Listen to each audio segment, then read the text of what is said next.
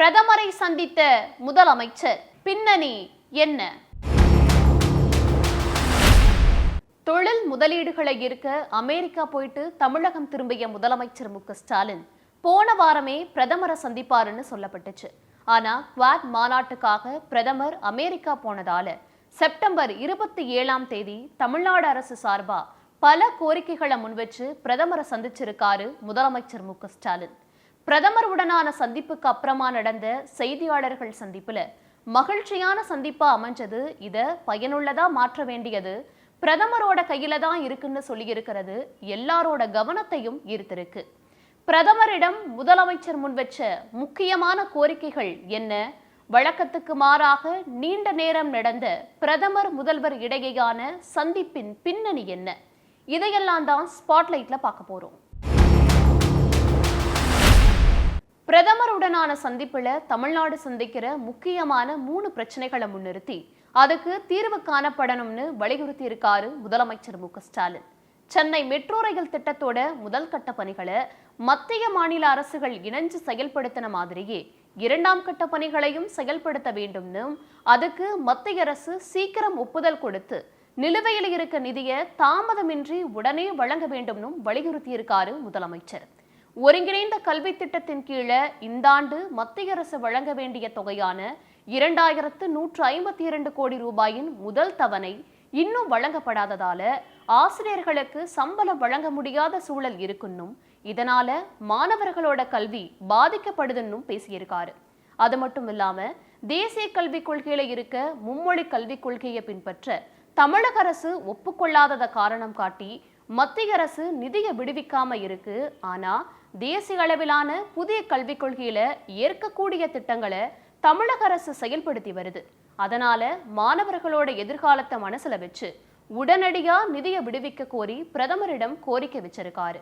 தமிழ்நாடு மீனவர்கள் சந்திச்சு வரும் நீண்ட கால பிரச்சனைகளை பத்தியும், இலங்கை கடற்படையால சிறைப்பிடிக்கப்பட்டு இருக்க 191 மீன்பிடி படகுகள் மற்றும் 145 மீனவர்களையும் விடுவிக்க இலங்கையின் புதிய அதிபரிடம் மத்திய அரசு வலியுறுத்தி நடவடிக்கை எடுக்க வேண்டும்னு வலியுறுத்தி இருக்காரு.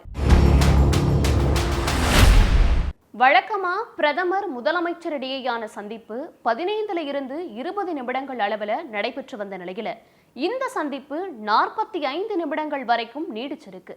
ஏற்கனவே கலைஞர் நினைவு நாணய வெளியீட்டு விழால இருந்தே திமுகவோட பாஜக நெருக்கம் காட்டுதுன்னு விமர்சனங்கள் எழுந்த நிலையில நீட் தேர்வு, ஒரே நாடு ஒரே தேர்தல், மேகதாதுல அணை கட்ட கர்நாடகாவுக்கு அனுமதி வழங்கக்கூடாது, வெள்ள பாதிப்புக்கான போதுமான நிதி, தமிழ்நாடு மீனவர்கள் கைதுக்கு உரிய தீர்வு, மெட்ரோ பணிகளுக்கான நிதி மற்றும் மத்திய அரசு வழங்க வேண்டிய கல்வி நிதி ஆகிய தமிழ்நாட்டின் கோரிக்கைகளை பிரதமர் கிட்ட வலியுறுத்தி இருக்கிறதும், அதுக்கான மனுவை வழங்கினதும் நிர்வாக ரீதியான அணுகுமுறையினே சொல்லப்படுது.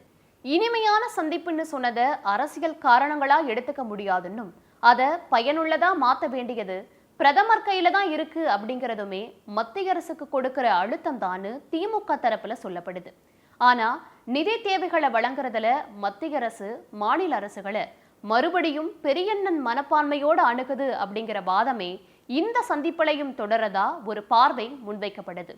முதலமைச்சரோட கோரிக்கையை பிரதமர் ஏற்பாராங்கிறத தாண்டி இந்த சந்திப்பு அரசியல் ரீதியாகவும் முக்கியத்துவம் பெறுது.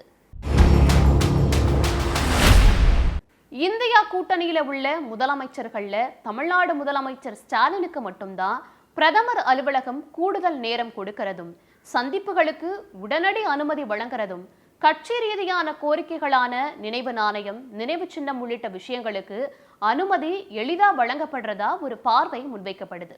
அதே போல நிதி பகிர்வுல விமர்சனங்கள் வைக்கிற அளவுக்கு இருந்தாலும் அரசு விழாக்கள்லையும் பிரதமரும் முதல்வரும் சந்திக்கிறது சிக்கலின்றி இருக்கிறதாவே சொல்லப்படுது. தமிழ்நாட்டுல குறிப்பா திமுக கூட்டணியில கருத்து வேறுபாடுகள் எழறதும், அதிகார பகிர்வு மாதிரியான கோரிக்கைகளும் எழற நிலையில முதல்வர் பிரதமருடனான சந்திப்பை இனிமையான சந்திப்புன்னு சொன்னது கூட்டணி கட்சிகளுக்கு நெருக்கடியை ஏற்படுத்தும்னு ஒரு பார்வையை அரசியல் பார்வையாளர்கள் முன்வைக்கிறாங்க. அதே சமயம் பவள விழா கூட்டத்துல எல்லா கூட்டணி கட்சி தலைவர்களுக்கும் மதிப்பளிக்கப்பட்டிருக்கிறது. 2026 கூட்டணி கணக்குகளை திமுக கூட்டணி மாறாம தொடரும்னு சொல்ற விதமா அமைஞ்சதையும் கவனிக்க வேண்டியிருக்கு. 2026 சட்டமன்ற தேர்தல் கூட்டணிக்கான சாய்ஸை திமுக எப்படி கட்டமைக்க போகுது அப்படிங்கிற கேள்விக்கு பிரதமர் சந்திப்பு தொடங்கி கூட்டணி தலைவர்கள் உரை வர எல்லாமே அடங்கிய கணக்கா இருக்கும்னே சொல்லப்படுது.